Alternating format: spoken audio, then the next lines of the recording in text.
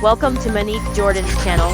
Please like, share, and/or subscribe for more videos. Fair use. Sit back, relax, kick your feet up, most of all, enjoy. Cheryl James and Sandra Denton, better known as rap duo Salt-N-Pepa, met as first-year students at Queensborough Community College in New York City. But school was the last thing on their minds. "We were big-time screw-ups," James told The Guardian. "We never went to class. We just hang around in the lunchroom playing cards. And we formed this amazing friendship because we were polar opposites. We fascinated each other. It was the strength of that yin and yang relationship that turned the school friends into a music sensation."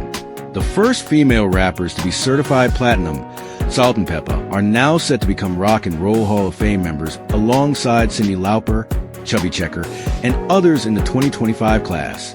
The pair will receive the institution's Musical Influence Award in November. A key part of Salt-N-Pepa's influence is the fearless way they dove into topics so seldom talked about. More than 3 decades after they formed their music, including its Push It, Let's Talk About Sex, Wadaman, and Shoot, still hold their place in history as some of the most innovative sounds and lyrics of their time. They went to Azor's attic, and Denton and James recorded their first track in 1985 under the name Supernature. At the time, rap was all about battles.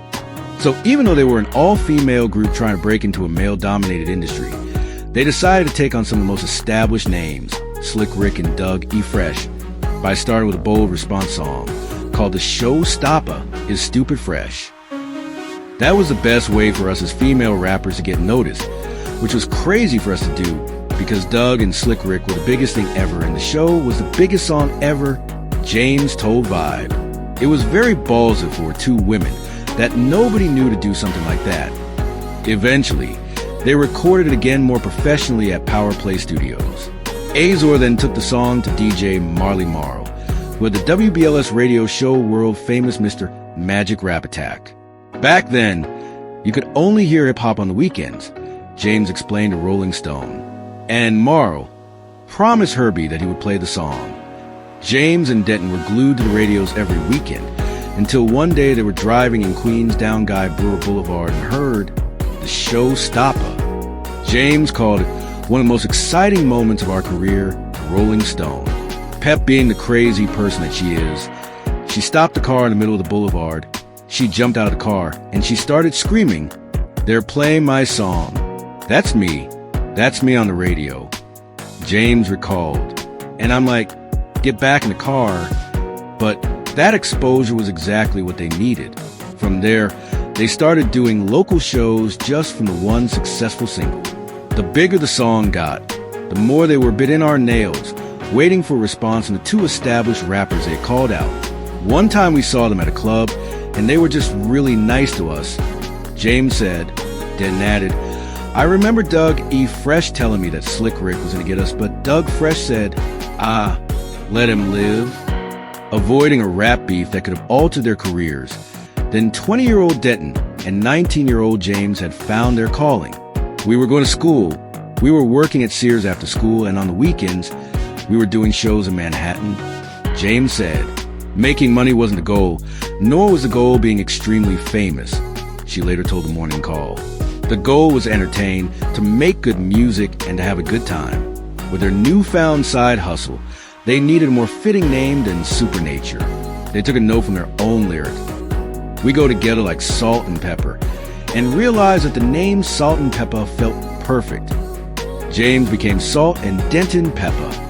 With their name and airplay established, it seemed like the duo was headed to the top. However, they soon discovered counterfeit versions of their group performing in clubs. They also struggled to get a record deal because rap was still male-dominated. Eventually, Salt-N-Pepa met Eddie O'Loughlin of indie label Next Plateau, who offered $5,000 for the single I'll Take Your Man and another $9,000 for an album. When the song Tramp needed a B-side, they were at the house of Azor's friend Fresh Gordon. Gordon developed a riff, Azor wrote lyrics, and the women recorded a track called Push It in the bathroom because of the echoes from the room's tiles. Pep and I were in there trying to go, "Ooh, baby, baby," thinking it was so corny, James told The Guardian. The song didn't make a lot of sense to us. Then when we were on tour, a DJ in San Francisco called Cameron Paul Flip Tramp over and started playing Push It. All the stations followed suit, and it just took off. The song launched him into another realm of fame, as it sold more than 1 million copies, hit number 20 on Billboard's pop chart, and was nominated for a Grammy. James added, "It's a very popular song in maternity wards. An aquarium once told us that when they played Push It, the sharks started mating." Salt-N-Pepa's debut album, 1980 SXS Hot, Cool, and Vicious, quickly sold more than 1 million copies and made them the first female rappers to achieve gold and platinum certification. While the group did go through their ups and downs, what started as a friendship between two college students has continued to seep its influence on the industry today. Back then, we didn't think a lot about what we were doing. It was very organic. James said, and 31 years later, to see Beyonce dressed up as Salt-N-Pepa on Halloween in 2016 is just like, wow.